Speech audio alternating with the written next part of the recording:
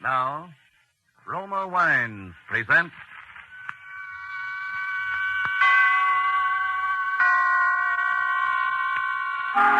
Suspense. Tonight, The Man Who Couldn't Lose, starring Gene Kelly. Suspense is presented for your enjoyment by Roma Wines. That's R-O-M-A, Roma Wines. Those excellent California wines that can add so much pleasantness to the way you live, to your happiness in entertaining guests, to your enjoyment of everyday meals. Yes, right now, a glassful would be very pleasant as Roma Wines bring you Suspense. This is The Man in Black. Tonight from Hollywood, we bring you as star Mr. Gene Kelly in a suspense play by Emil C. Tepperman called The Man Who Couldn't Lose. It is a tale of dawn till midnight in a man's life, a tale of murder and money and luck, such luck as pursues a man once in 100 years. But first, here is a message from your host, the Roma Wine Company of Fresno, California. Roma Wines, made in California, are of such uniformly superb quality that they are imported by many foreign countries as the choice of true connoisseurs of fine wines. Millions of Americans also enjoy the excellence of Roma Wines daily, with meals and when entertaining. In fact, more Americans enjoy Roma than any other wine. They know that Roma wines are truly inexpensive for wines of such distinguished character. They know Roma wines are of unvarying superb taste and quality, the result of age-old winemaking skill combined with modern knowledge. All this for only pennies a glass. So, for maximum mealtime enjoyment or when entertaining, serve Roma wines, a cool glass of appetizing Roma California sherry before dinner, a cool bottle of rich Roma California Burgundy on the table with the meal. You'll appreciate the enthusiastic comments of the family and guests. You'll be pleasantly surprised at how much added zest Roma wine brings to your table. Tomorrow, ask your dealer for R-O-M-A, Roma Wines. If he is temporarily out of Roma, please try again soon. Remember, more Americans enjoy Roma than any other wine.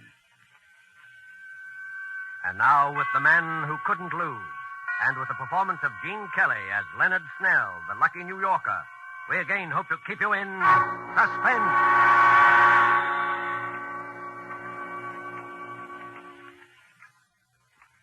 You feeling all right now? Sure, I feel swell. You better not talk any more, though. Oh, why not? I got nothing to worry about. That's what I'm telling you. Something's happened to me. I'm not scared. Just like old man Martley said, it doesn't happen often, but when it does, well, it's happened to me. Something's happened to me that doesn't happen once in 100 years. And it all happened in one day. Yeah. It began this morning.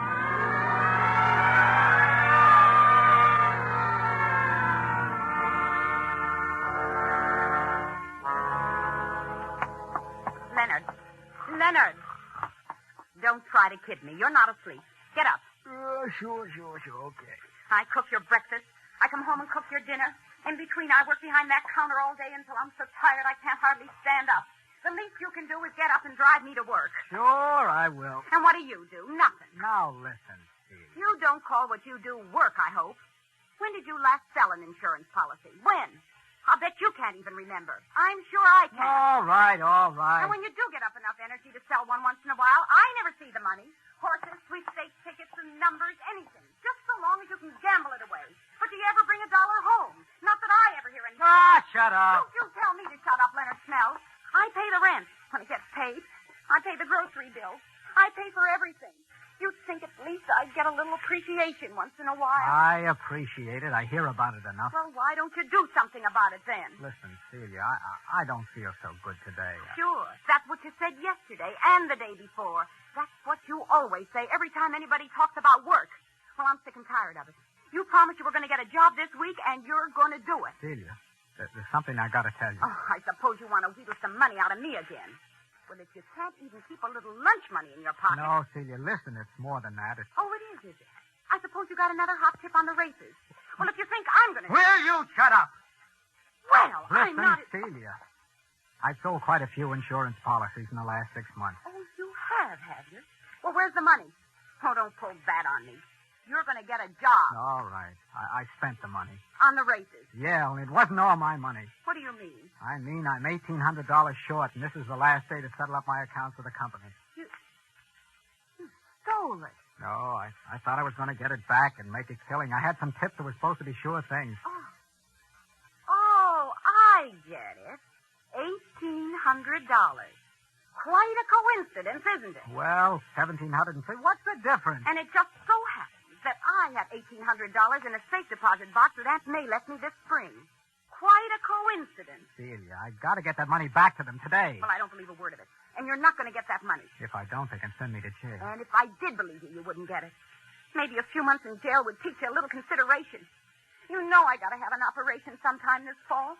You think I want to go into a charity ward? Celia, they can give me 5 years. You've had your eye on that money ever since you heard I got it.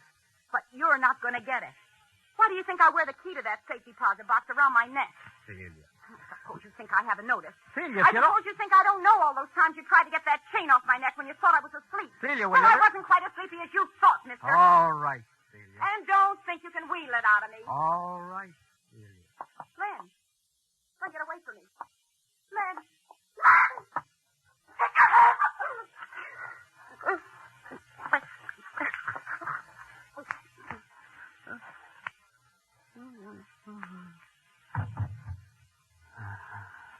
I knew I'd have to do that to you someday.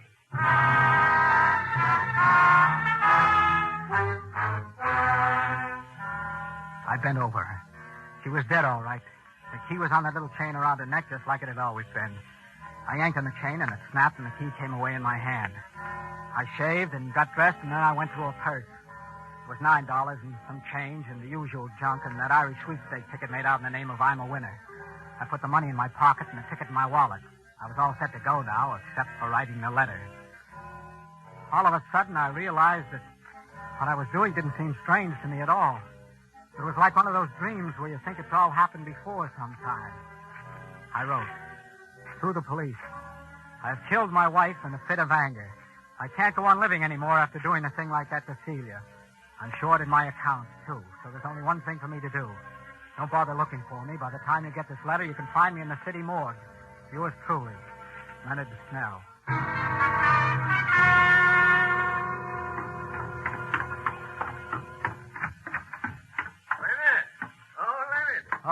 Oh, good morning, Mr. Mosley. Leonard, I just had some great news. I knew you'd want to hear about it right away. Well, I'm in sort of a hurry this morning. All right.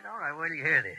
You know that picric acid dye formula I've been working on? Yeah. The government's just bought an option on it. They're going to try it out under factory conditions. And when they do, well, my boy, it'll be worth $1 million. Well, what do you know? That's really great. Well, I guess I better... I have decided to take out that annuity you've been trying to sell me. Got an application with you? You... Oh, yeah, sure. Come on inside. Oh, hello there, Leonard. Good morning. Why, my land, you look as though you'd just seen a ghost or something. Just sold a policy. You don't sell them like that every day, do you, my boy? What's that first premium? About $3,400, isn't it? Yeah. Well, there's a nice commission in that, Leonard? About $1,800, isn't it? Yeah? Yeah. 18. Well, Leonard certainly deserves it. Oh, yeah. He works very hard. I see him coming home every evening with that briefcase and all those papers under his arm. Most of those papers are the racing forms, aren't they, Leonard? Well, Yes, well, sit down, my boy. Watch out for those bottles, picric acid. You know, I've been watching you, Leonard. You've had a hard time, but you're a gambler. You believe a lot in luck. Well, now, I've got a theory about luck. yeah. Now, when were you born? March 1st, 1878. Yes, sir, luck is something that can come in big doses sometimes, almost as though fate had planned it out ahead of time. Uh-huh. Who's the beneficiary? Oh, my wife, of course. There's a perfectly good mathematical explanation for it. Of course, a number of unrelated events converge, and they all add up to the good fortune of a single man. Happens once in a century, perhaps, but it does happen. Uh-huh. You can make the check out. Of course. Why don't I make it out to you personally? Then I can collect that 3 months' rent you owe me, huh? Well, sure. That'll be $3,255. Oh, fine. I'll make it right out. You know, Leonard, I was saying to Sam just this morning, I'm almost as glad for your sake as for I. My, won't Celia be surprised? Huh? I said, won't Celia be surprised? Yeah. Hey, where is Celia? She usually leaves for work long before this. And I always hear her. Well, she's... Oh, Leonard, don't tell me there's anything wrong. I know she hasn't been feeling well lately. No. She's got a little headache, you know. Oh, poor thing. Why didn't you tell me? I'll go right upstairs and fix her some... No, you better not. She told me she wanted to sleep. She's asleep now. Oh, well, then I won't bother her. Well, my boy, here's your check. Thanks. Now, don't play that on the races. Don't worry. But you keep playing your luck just the same. Well, luck is a funny thing. You've had a lucky start today. Maybe your luck has changed. Yeah, maybe it has.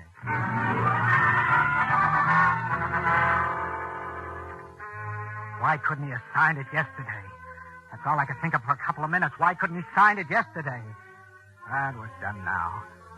So I got in the car and drove downtown. First, I went to Celia's bank and got that $1,800 out of the deposit box. Nobody said a word. Then I went to Mosley's bank and cashed his check. I had over $5,000 now. I drove over towards the park. The clock in the jewelry store said 10:15. That was plenty of time. Park, I stopped and gave the once over to the bums sitting around on the benches in the sun. There's always a bunch of them there. Pretty soon, I see a guy that looks about right. Hey, you! Me? Yeah, you want to make $5? You mean a job? Oh, you won't have to strain yourself. I just hurt my wrist. I can't drive. I got to go uptown to meet a guy. Want to drive me? Oh, okay. You got a license? Yeah, I got a license. Let's see it. Okay. Here. Floyd Eustace. Omaha, Nebraska. You're kind of a long ways from home, aren't you? Yeah. But it's okay to drive within this state if you got a licensed driver with you. Okay, Floyd Eustace. You'll do.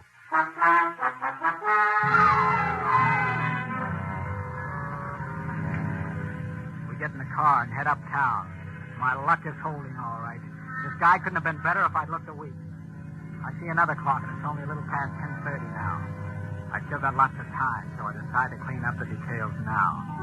How am I doing? Okay, but turn right at the next block, Floyd. I want to go by the 43rd Street Post Office and mail a letter. Sure. You could mail it at a letterbox, though. Yeah, but, I don't want to mail it at a letterbox. Oh, okay. I go into the post office and get a stamp and mail a letter. The letter I tell about killing Celia, and it's just addressed to the police commissioner, 21 Center Street. Somehow I just don't trust the letterbox because if the police don't get that letter right on time and start looking, it's not so good. I go out and get in the car and tell Floyd Eustace where to go. We head uptown, and after a while we get to Fort Tryon Park, right up above Riverside Drive, looking over the river. There's hardly ever anybody up there at this time of year, so I feel pretty safe. Sure enough, there wasn't. I got the monkey wrench out, and I had it in my hand. This right? Yeah. Just pull over there up against the rail.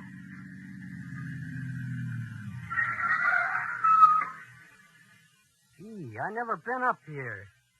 Must be quite a drop down there. A couple of 100 feet, huh? Uh-huh. This where you're supposed to meet the guy? Yeah. Right here.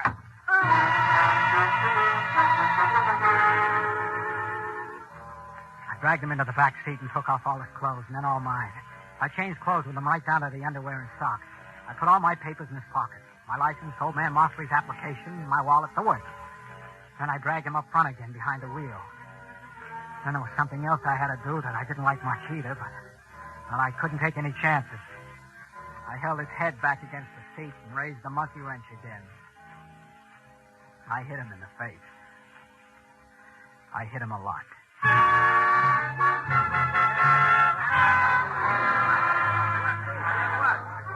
Stand back now, stand back. I tell you, officer, it didn't land more than 3 feet from me. Not more than 3 feet. What happened? This car just rolled off the Palisades up there somehow and landed smack in the middle of the street. Gee, look at his face. He must have gone right through the windshield. Poor fella. Guy named Snell. Leonard Snell. I was free. I was free of Celia and all her belly aching. I was free to do anything I wanted. I had $5,000 in my pocket, and the cops had Leonard Snell's body down in the morgue, just like I told them they would in the letter. Oh, my luck was holding but good. I went over to the 181st Street bus station. There was a bus leaving for Boston in 20 minutes. I bought a ticket. Then I got a paper in the corner and went into the cafeteria there and sat down at the counter. I was pretty hungry. What's yours? Scrambled eggs with bacon, French fries, orange juice, and coffee. And, I gotta catch a bus. It won't take long, will it? No longer than it takes an egg to scramble. Oh, excuse me. Well, that's all right, Mike. I like to read a newspaper while I eat myself. Kind of aids the digestion, I find. Yeah. Here's your orange juice. Thanks. Oh, gee. Some guys have all the luck, don't they? I said some guys have all the luck. I was just noticing in your paper there about those Irish sweepstake winners. Oh, yeah. Oh, what's the matter? You feel bad? Have all the luck.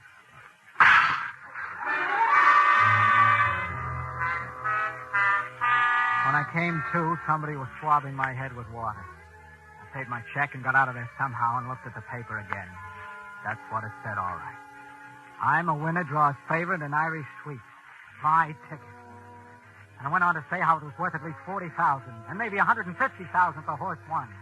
And all of a sudden, I was standing there cursing and swearing at Celia, right out loud, just as though she was alive. So I saw people were staring at me, and I stopped. Oh, if it hadn't have been for her, I'd have $40,000. $40,000.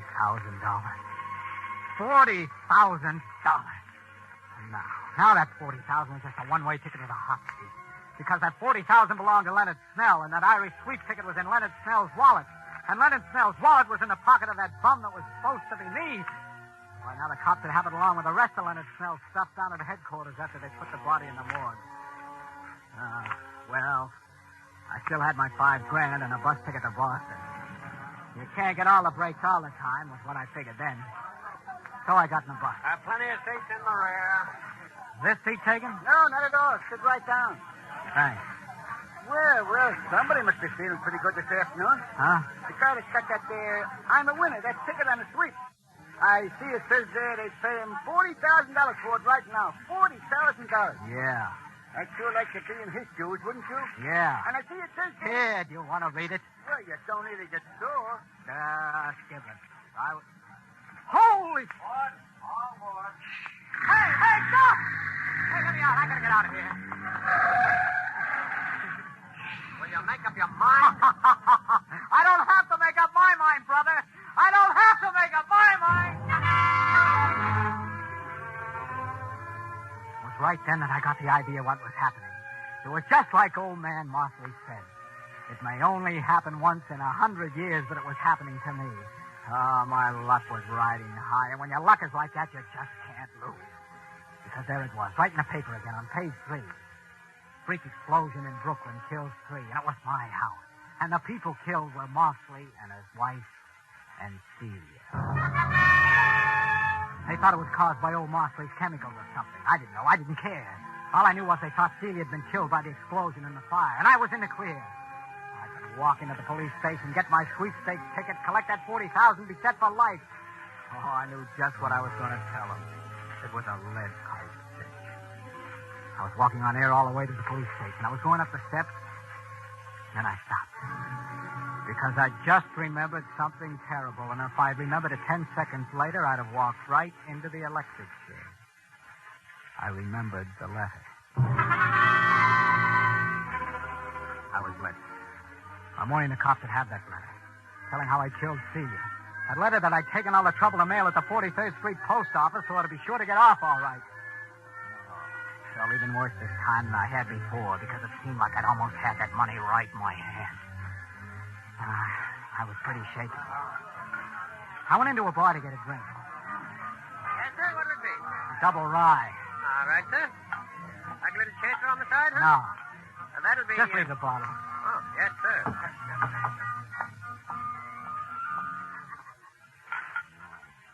Now we bring you 5 minutes of the latest news. Garnet Martin reporting. Yeah, sure. New York City.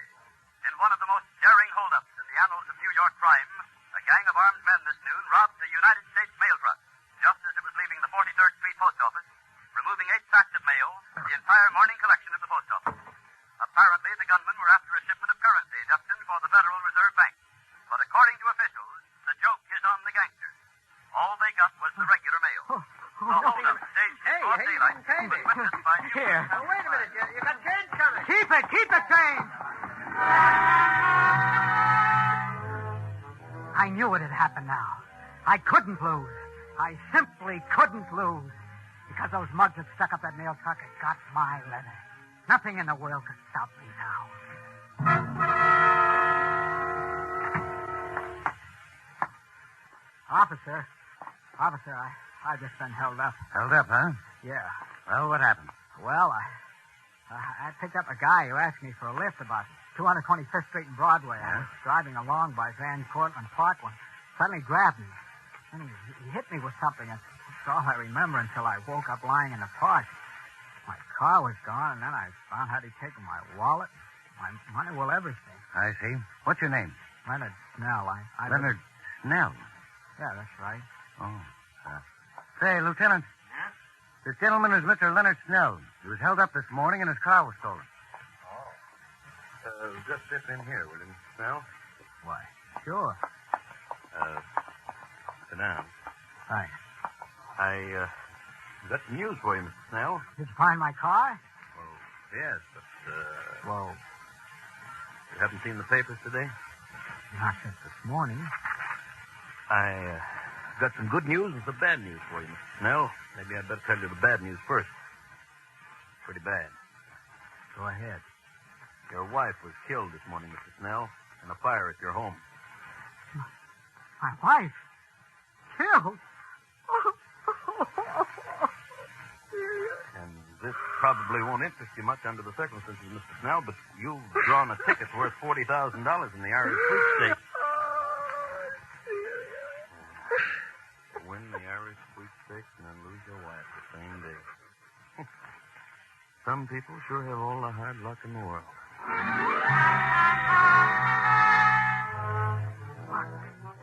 Luck. Within about 15 minutes, more things were happening to me than can happen to most guys in a dozen lifetimes. And then comes a jackpot I've been waiting for. I wish you could hold that one. Hold it, Mr. Snell. Hold that pose right there. Just one more, If you care to make a statement, Mr. Snell, would you mind telling the public how you feel? I know it's pretty tough, but if you could just make a statement. Please, fellas, please. Please give us a break, will you? Excuse me. I hate to trouble you at this time, Mr. Snell, but the banking syndicate I represent is prepared to offer you $40,000 in cash for your sweepstakes ticket. I have the money right here in cash. All right, but I don't care much about the money now.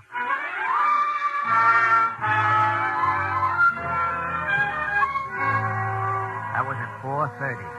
By 6, I have $45,000 in my pocket, cash.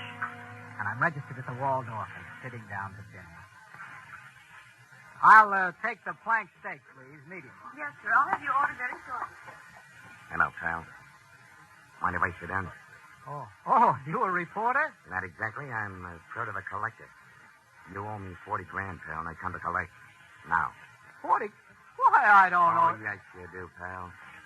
Remember that little letter you wrote to the police commissioner this morning that you mailed at the 43rd Street post office? Remember that? Some friends of mine found it. They figure it's worth just about $40,000. You're one of the guys that stuck at that mail truck. You want to make something of it? There's a big reward. There's a cop right outside the hotel. Kind of figured you'd play ball. Where's the letter? My friend's got it right outside in the car. You still got that dough in your cash, like the paper said? Yeah. Come on. All right. Yeah, you're a pretty lucky guy, I bet, pal. Suppose somebody else has got that letter.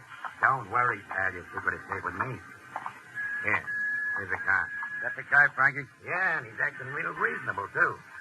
Get up the cash, pal. You recognize the letter, don't you? Yeah, here's your money. And here's your letter. Only don't try anything funny because we still know what that letter says. And the cops could always dig up the body and find out how your old lady really kicked off. Couldn't they? I think he gets the idea. So long, pal. Officer! Those are the gangsters. They have Come on, get down. Somebody better help that poor man. He's been shot. The poor fellow looks like he's paralyzed or something. You. Yeah? You go call an ambulance. I'll stand by this man here. Okay. What's up, Jerry? We just had a little shooting match with those mail robbers. The other boys got him down the street, but this poor man was shot when they fired back. Hey, what's this letter here in the street? Addressed to the police commissioner. The fellow that shot had it in his hand before he fell. You better open it. It might be evidence. All right. No. What? No. Leonard Snell again. Better put a guard on Snell at the hospital, Jerry. From the looks of this letter, he's going to stand trial for murder.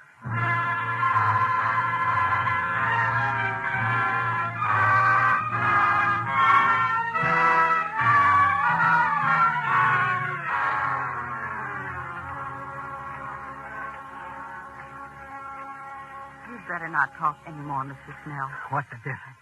What's the difference how much I talk? That's what I wanted to tell him. Once they did get the letter, I'll never go to trial. Because I got luck. Don't you see? It comes once in 100 years, and I got it. I got that kind of luck. And when you got that kind of luck, you can't lose. You can't lose. You can't lose.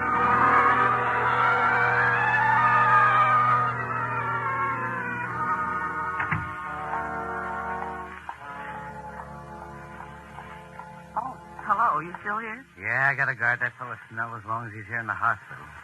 But did you ever see the like of it? I don't suppose one man ever had so much luck in one day in the whole wide world. Well, I guess his luck is played out now, all right, though. It's funny. He said, you can't lose. Well, he's wrong there. Look at that ladder's going to fry. Just as sure as my name is Jerry Malone. No, you're wrong, Jerry. His luck is still good.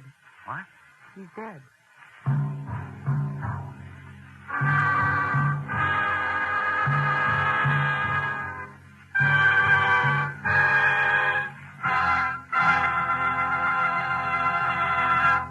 And so closes The Man Who Couldn't Lose, starring Gene Kelly. Tonight's study in Suspense. Suspense is produced and directed by William Spears. Have you discovered, as so many thousands of Americans have, how much Roma wines add to the enjoyment of your meals? How their superb taste makes special occasion feasts out of everyday meals? Find out for yourself what a marvel worker Roma wine can be in giving any meal new compliment-rousing zest. Start off the meal with an appetizer, Roma California Sherry. Then place on the table a cool bottle of Roma California Burgundy. You'll be amazed at the tremendous difference Roma wine makes in the enjoyment of your food. Don't overlook this easy way to add extra enjoyment to everyday living at a cost of only pennies a glass. Take a tip from the millions who enjoy Roma wines at meals when entertaining. Ask for R-O-M-A, Roma wines. Remember, more Americans enjoy Roma than any other wine. Gene Kelly appeared through the courtesy of Metro-Goldwyn-Mayer, producers of the Technicolor production Kismet. Next Thursday, same time, you will hear Mr. John Hodiak as star of Suspense. Presented by Roma Wines. R-O-M-A. Made in California for enjoyment throughout the world.